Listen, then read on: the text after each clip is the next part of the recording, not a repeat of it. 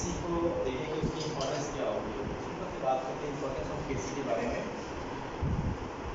Importance of KC क्या होता है?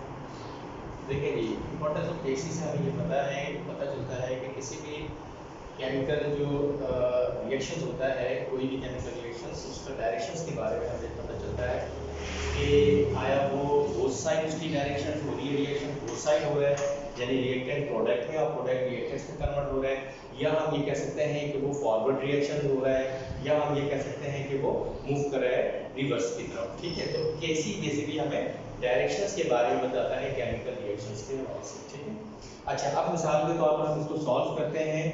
ठीक है जी, और अगर केसी की वैल्यू 1 आ जाए, अगर केसी की वैल्यू न्यूमेरिक वैल्यू 1 आ जाए, ठीक है, तो केसी की न्यूमेरिक वैल्यू 1 आने का मतलब ये हुआ कि ये रिएक्शन जो है वो बोथ साइड है। ठीक है, मूविंग बोथ साइड, यहाँ लिख सकते हैं मूविंग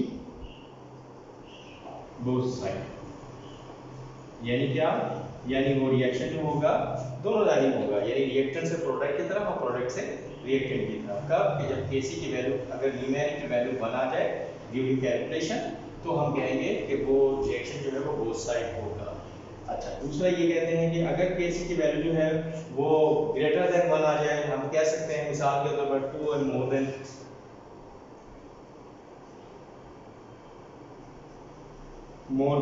वन। ठीक है, ग्रेटर देन या मोर देन 1 आ जाए। ठीक है, तो हम बल्कि इसको इस तरह लिख लेते हैं कि चले कि केसी की वैल्यू जो है वो ग्रेटर देन 1 आ जाए। चलिए, केसी की वैल्यू ग्रेटर देन अगर 1 है तो हम ये कहेंगे कि वो बैकवर्ड, मूविंग बैकवर्ड, यानी कि प्रोडक्ट से जो है वो रिएक्टेंट्स की जानिब आ रहा है, तो हम लिखेंगे मूविंग बैकवर्ड हो रहा है।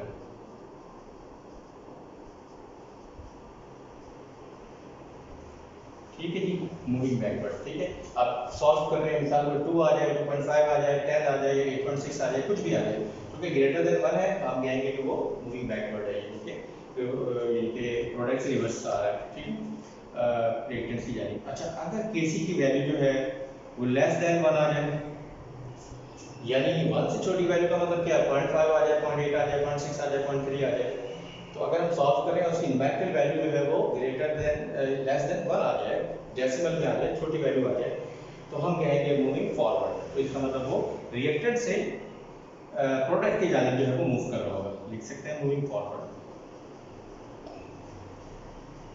ठीक है, तो देखा आपने कि इसकी जो है मेजर इंपॉर्टेंस इसकी यही बनती है कि रिएक्शन जो है आया उसकी डायरेक्शंस क्या है, किधर की जानिब है, दोनों तरफ है, वन साइडेड है, या लेफ्ट टू राइट है, या राइट टू लेफ्ट है। तो बेसिकली ये हमें बता रहा होता है कि जो हमारे पास इक्विलिब्रियम कांस्टेंट होता है उसके जरिए से हम जो है वो ये स्टैंडर्ड है कि हमें पता चलता है अगर 1 आएगा तो ठीक है, दोनों तरफ है, और अगर 1 से ग्रेटर हो या 1 से स्मॉलर हो तो ये कंडीशन फॉलो करता है रिएक्शंस के दौरान। तो ये याद रखिएगा, ये इंपॉर्टेंस करता है केसी का, तो याद इसको नोट कर लीजिए। अब आइए जनाब हम कुछ प्रॉब्लम की तरफ आ जाते हैं, और आपके सामने देखें इस व्हाइट बोर्ड पे मैंने डिफरेंट 3 क्वेश्चंस मेंशन किए हैं। अच्छा, वन बाय वन इसको डिस्कस करते हैं, और बहुत ही आसान है, कोई मुश्किल नहीं है। सबसे पहले देखिए प्रॉब्लम नंबर 1 की बात करते हैं, क्वेश्चन 1। ठीक है, चलिए देखिए लिखा हुआ है write the equilibrium constant. Equilibrium constant find करना है, या लिखना है expression, equilibrium constant expression for the following reaction. इन दोनों रिएक्शंस के मदद से अलग अलग है, पहले ये एक अलग सवाल है और ये एक अलग सवाल है।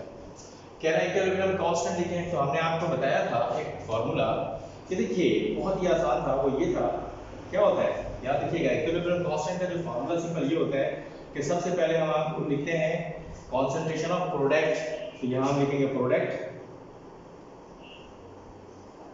ठीक है, और ऊपर याद रखिएगा ऊपर इसका कोएफिशिएंट होता है, लिख देते हैं कोएफिशिएंट।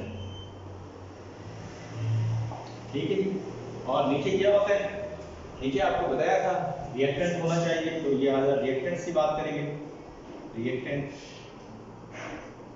ठीक है, और इसका कोएफिशिएंट ऊपर होता है।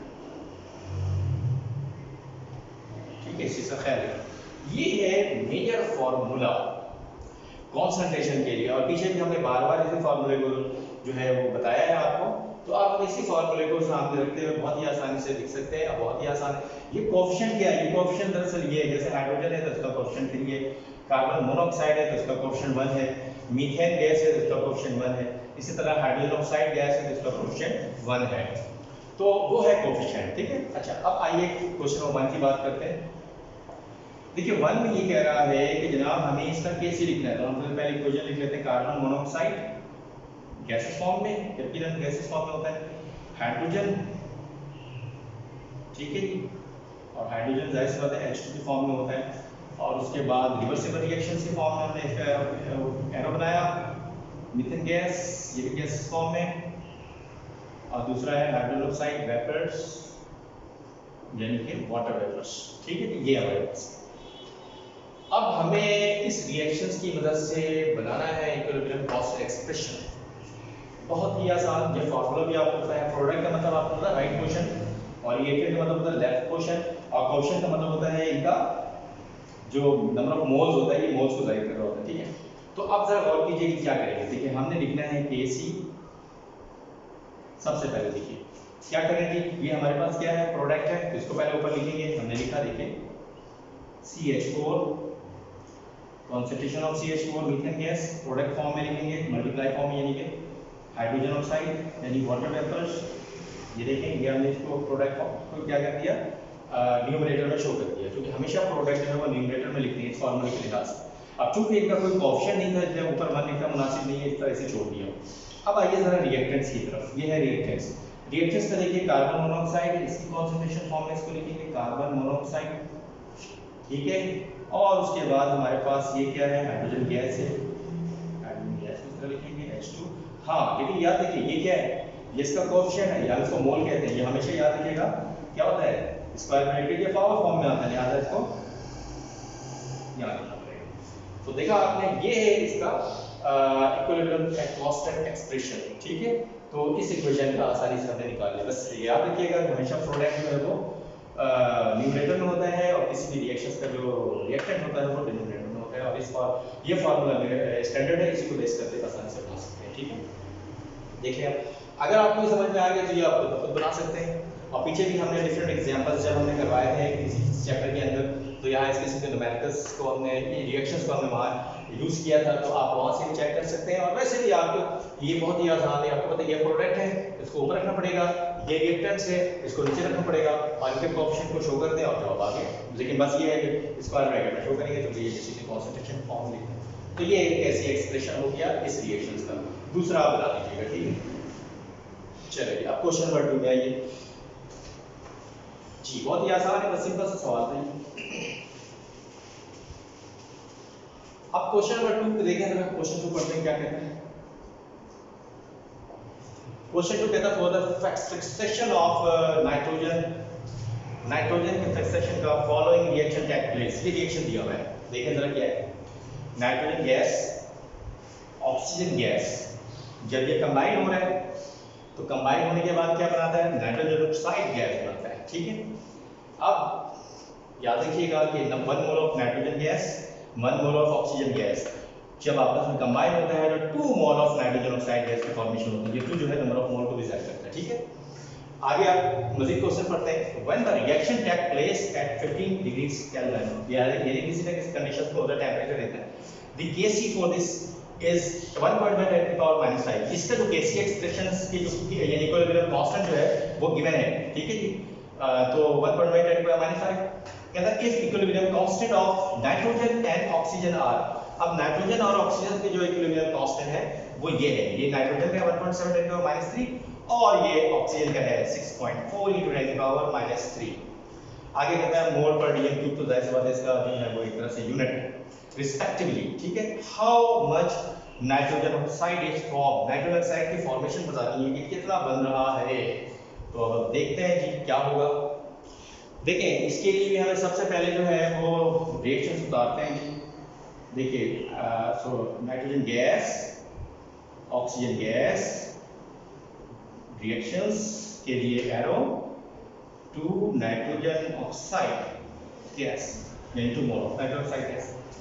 अब अगर हम इसका Kc एक्सप्रेशन बनाना चाहें तो क्या होगा, देखिए सबसे पहला काम ये कीजिए, देखिए Kc प्रोडक्ट हम ऊपर लिखते हैं, देखिए हमने लिखा नाइट्रोजन ऑक्साइड गैस, ठीक है। और चूंकि ये नंबर ऑफ मोल है जो कि कोफिशिएंट को डिसाइड करता है, लिहाजा इसको हम हमेशा ऊपर लिखेंगे, ठीक है। इधर आइए, ये है नाइट्रोजन गैस हमने नीचे रखना है क्योंकि ये रिएक्टेंट्स को जाहिर कर रहा है ये पोर्शन। और इसी तरह जरा गौर कीजिए ये ऑक्सीजन गैस है, इसको भी हमें जो है डिनोमिनेटर में इसको लिखना है, ठीक है। तो हमने ये काम कर लिया। तो ये हमने इसका क्या कर दिया, इक्विलिब्रियम कांस्टेंट एक्सप्रेशन शो कर दिया इस रिएक्शंस का, जो कि पहले इस सवाल के लिए मैंने बताया था, दूसरा तो आपने देखा। अब देखिए इसकी वैल्यूज, अब यहाँ कह रहा है कि इसकी वैल्यूज गिवन है। देखिए ये क्या दिया हुआ है, ये है केसी की वैल्यू। अब केसी की वैल्यू जब गिवन है तो यहाँ इसी जगह लिखेंगे कि 1.1 × 10 की पावर -5 इसकी वैल्यू ऐसे लिखिए। आगे कह रहा है कि नाइट्रोजन और ऑक्सीजन, देखिए पहला नाइट्रोजन है तो नाइट्रोजन का 1.7 × 10⁻³ तो अब क्या करेंगे जरा गौर कीजिए, नाइट्रोजन नीचे है, ये नहीं, ये नाइट्रोजन ऑक्साइड है, इसका मतलब ये इसकी कौन, ये तो हमें फाइंड करना है, इसकी वैल्यू फाइंड करना है, इसको इतना छोड़ दीजिए। इसकी वैल्यूज देखिए क्या गिवन है, इसकी वैल्यू गिवन है 1.7 × 10 की पावर -3, ठीक है, इसकी जगह हमने ये रख दिया, ठीक है। और क्या है, मल्टीप्लाई क्योंकि प्रोडक्ट है आपस में। उसके बाद ऑक्सीजन की देखिए, ऑक्सीजन की वैल्यू दी है 6.4 × 10 की पावर -3 मोल पर dm², तो लिखेंगे 6.4 × 10 की पावर -3।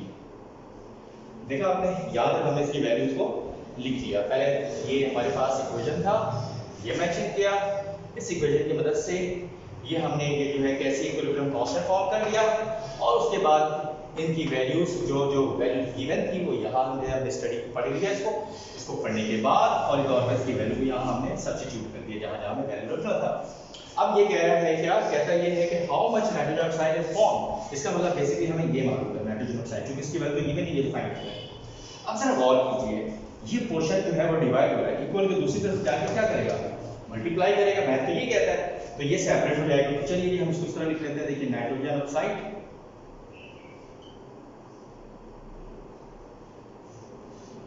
उसके बाद जी, अब ये सारा आपस में मल्टीप्लाई हो रहा है, देखिए 1.1 × 10 की पावर -5 मल्टीप्लाई 1.7 × 10 की पावर -3 मल्टीप्लाई 6.4 × 10 की पावर -3, ठीक है। क्योंकि ये दोनों जो आपस में प्रोडक्ट है यहाँ डिवाइड हो रहा है, ये बराबर के दूसरी तरफ जाएगा तो मल्टीप्लाई से करेगा, तो ये सारा को मल्टीप्लाई किया तो ये हमारे पास जो न्यूमरेटर था ये सेपरेट हो गया। अब देखिए क्या होगा, नाइट्रोजन ऑक्साइड लिखा स्क्वायर ब्रैकेट के साथ। अब ये होगा कि देखिए ये अब इसको कैलकुलेशन करना है। अब इसको कैलकुलेट कैसे करें, देखिए इसको कैलकुलेट करने के लिए हमें कैलकुलेटर की जरूरत है, और कैलकुलेटर की मदद से इसको सॉल्व करते हैं। तो देखिए इसको अगर हम सॉल्व करते हैं तो कुछ इस तरह सॉल्व करेंगे कि पहले आप देखिए 1.1 1.7 6.4 मल्टीप्लाई करते हैं। देखिए 1.1 मल्टीप्लाई 1.7 मल्टीप्लाई 6.4, ठीक है। ये सिंपल नंबर था, हमने इनको आपस में मल्टीप्लाई करा दिया। जब हम इसको मल्टीप्लाई करा रहे हैं जनाब, तो ये आंसर आ रहा है 11.968, ठीक है जी। अब इधर आ रही है, जरा इसकी बात कर लेते हैं क्या होगा। ये 10 की पावर -5, ये 10 की पावर -3, ये 10 की पावर -3। देखिए बेस सिमिलर है, मल्टीप्लाई हो रहा है। अगर हम स्टैंड 10 की बात करें, बेस सिमिलर है, मल्टीप्लाई हो रहा है, तो उसके पावर क्या होंगे, ऐड होंगे। तो देखिए 10 की पावर क्या लिखेंगे, -5 -3 -3 5 3 8 8 3 11, तो -11, ठीक है जी, -11 आ गई। अब आपने क्या करना है, अब इसको सॉल्व करना, और सॉल्व करने के लिए क्या करना है। अच्छा, अब सवाल ये है कि स्क्वायर को रिमूव करना है। याद रखिए स्क्वायर रिमूव करेंगे कॉन्सेंट्रेशन इस पर आएगा। तो स्क्वायर रिमूव करने के तरीका क्या है, तरीका ये है कि आप क्या कर रहे हैं जी, स्क्वायर रूट लेंगे। जब स्क्वायर रूट लेंगे तो यहाँ ये रूट आ जाएगा, और 968 मल्टीप्लाई बाय 10 की पावर -11, ठीक है। अब जब आप इसको कैलकुलेट कीजिएगा तो यहाँ से इसकी रिजल्ट इसका आ जाएगा, और वो आपका क्या होगा, आंसर होगा। और यही कह रहा था कि how much nitrogen oxide is form. तो जब आप इसको कैलकुलेट कीजिएगा तो जो भी आंसर आएगा वो आ जाएगा इसका रिजल्ट, ठीक है, मोल पर dm³ में इसका रिजल्ट आ जाएगा कि इतना नाइट्रोजन ऑक्साइड जो है फॉर्म होगा कि इन केस की नाइट्रोजन गैस और ऑक्सीजन गैस और केसी एक्सप्रेशन आपस में मिलकर अगर कंबाइन होते हैं तो इतना जो इसकी फॉर्मेशन हो जाएगी, ठीक है। तो ये हमने आपको समझा दिया, इसको देखिए, बस इसके बाद में कैलकुलेशन आपकी कर लेना है किस तरह होगी, ठीक है। तो ये था हमारे पास एक सवाल जिसमें हमने क्वेश्चन 2 के लिए जो है नाइट्रोजन ऑक्साइड की बात की। अब आइए क्वेश्चन नंबर 3 पे। देखिए क्वेश्चन नंबर 3 जो है वो क्या कह रहा है, जरा इसकी बात करते हैं। देखिए कहता है for the formation of ammonia bye Haber's process hydrogen and nitrogen react respectively. अब देख लें रिएक्शन में भी शो हो रहा है नाइट्रोजन हाइड्रोजन आपस में रिएक्ट कर रहा है और उसके बाद जो है वो अमोनिया गैस की फॉर्मेशन हो रही है और ये प्रोसीजर जो कहलाता है हैबर्स प्रोसेस। अब आगे इसका रिएक्शन क्या है, फर्दर इसमें डिटेल है। The equilibrium concentration of these gases are, यानी नाइट्रोजन गैस का ये दिया हुआ इक्विलिब्रियम ये वैल्यूज और हाइड्रोजन गैस में ये वैल्यूज दिए हुए हैं, ठीक है। तो अब और उसके अलावा एंड अमोनिया गैस की वैल्यू भी गिवन है। What is the value of Kc? तो Kc की वैल्यू से हमें बताना है कि एक्चुअल में Kc की वैल्यू क्या है। तो देखिए Kc की वैल्यू निकालने के लिए सबसे पहले क्या करना चाहिए, सबसे पहले हमें यह है कि रिएक्शन लिखना है। क्वेश्चन नंबर 3 का आंसर देखिए। देखिए सबसे पहले रिएक्शन देखिए क्या है, नाइट्रोजन गैस किसके साथ, हाइड्रोजन गैस के साथ क्या फॉर्म हो रहा है, अमोनिया गैस, ठीक है जी। रिएक्शन बैलेंस होना चाहिए, बैलेंस कर लेते हैं जी। कैसे बैलेंस करते हैं, यहाँ देखिए नाइट्रोजन 2 है, यहाँ नाइट्रोजन 1 है, लिहाजा यहाँ 2 यूज कीजिए तो नाइट्रोजन 2 हो गया। जब 2 यूज किया तो पता चला कि हाइड्रोजन में क्या होगा, ये 3 हाइड्रोजन का एटम, इस 2 से मल्टीप्लाई होकर टोटल हाइड्रोजन का पता चलेगा। 3 to the 6 टोटल हाइड्रोजन 6 है जबकि नाइट्रोजन 2 है, तो 6 हाइड्रोजन जबकि हाइड्रोजन 2 है। देखिए 3 to the 6 रिएक्टेंस में भी हाइड्रोजन 6 हो गया। अब ये बैलेंस हो चुका है। अब इसका Kc एक्सप्रेशन लिखते हैं जी। देखिए क्या होगा Kc एक्सप्रेशन, तो क्या होगा, ये हमारे पास क्या आउटपुट है जिसको ऊपर लिखते हैं हम, आपको पता है न्यूमरेटर में ये देखिए ये लिखा और ये इसका कोएफिशिएंट है या मोल, इसको ऊपर इस तरह शो करेंगे। उसके बाद इधर आइए, ये हमारे पास रिएक्टेंस है, इसको नीचे लिख देते हैं। ये क्या है, हाइड्रोजन गैस और ये क्या है हाइड्रोजन गैस, हाइड्रोजन की मोल्स क्या है 3। चलो अब इसको कैलकुलेट करते हैं जी। देखें क्या होगा, Kc की वैल्यू फाइंड करना है, यही तो कह रहा था कि एक्चुअल में what is the value of Kc की वैल्यू क्या है। अब अमोनिया की वैल्यू देखिए गिवन होगा, देखिए कह रहा है एंड अमोनिया NH3 0.11 मोल पर डीएम। हमने इसकी जगह क्या रखा, हमने लिखा 0.113, ठीक है जी। यूनिट की जरूरत नहीं है, स्क्वायर कर दिया, ठीक है। इसकी वैल्यू रख दिया स्क्वायर में, तो ऊपर स्क्वायर। अमोनिया नाइट्रोजन गैस देखिए इसकी वैल्यू, नाइट्रोजन गैस 0.602, तो हमने रखा 0.602, इसके स्क्वायर में इस तरह छोड़ दीजिए। हाइड्रोजन गैस दिया हुआ 0.420, तो लिखा 0.420 और जबकि इसके ऊपर क्या है 2 है। देखिए सारी की सारी वैल्यू हमने फॉर्मूले से उठा के पुट कर दी, ठीक है। अब इसकी कैलकुलेशन फर्दर देखिए क्या होगा। देखिए ये डबल है, ठीक है जी। तो हम क्या करेंगे, हम ये करेंगे कि 0.113 मल्टीप्लाई बाय 0.113 डबल हो जाएगा, ठीक है, 2 टाइम्स। देखिए 0.113 मल्टीप्लाई बाय 0.113, जब हम ये मल्टीप्लाई कर रहे हैं तो एक्चुअल में रिजल्ट क्या आ रहा है हमारा, देखिए हमारा न्यूमरेटर में रिजल्ट है 0.0127, ठीक है, 6 लिखते चले। अब आइए जरा पीछे देखते हैं। देखिए लिखा हुआ है 0.602, ये हमने ऐसे लिखा और उसके बाद अब ये 3 टाइम्स है, तो हम क्या करेंगे, देखिए 0.420 multiply by 0.420 again multiply by 0.420, 3 times करेंगे तो ये हमें जो रिजल्ट मिला वो ये देगा 0.0740, ठीक है जी। 8 भी लिख लीजिए, ये आ गया हमारे पास। अब आइए फर्दर इसकी कैलकुलेशन देखिए। तो फाइनल वैल्यू Kc का क्या है, नीचे आपस में ये मल्टीप्लाई हो रहा है, चलिए इसको मल्टीप्लाई कर देते हैं। पहले ऊपर ये लिख देते हैं, न्यूमरेटर क्या है 0.01276, ठीक है 1276। अब हम नीचे मल्टीप्लाई करते हैं 0.602 मल्टीप्लाई बाय 0.07408, ठीक है जी। तो ये हमारे पास रिजल्ट बना रहा है कि 0.0445, ठीक है जी। पॉइंट चले 9 लिख देते हैं।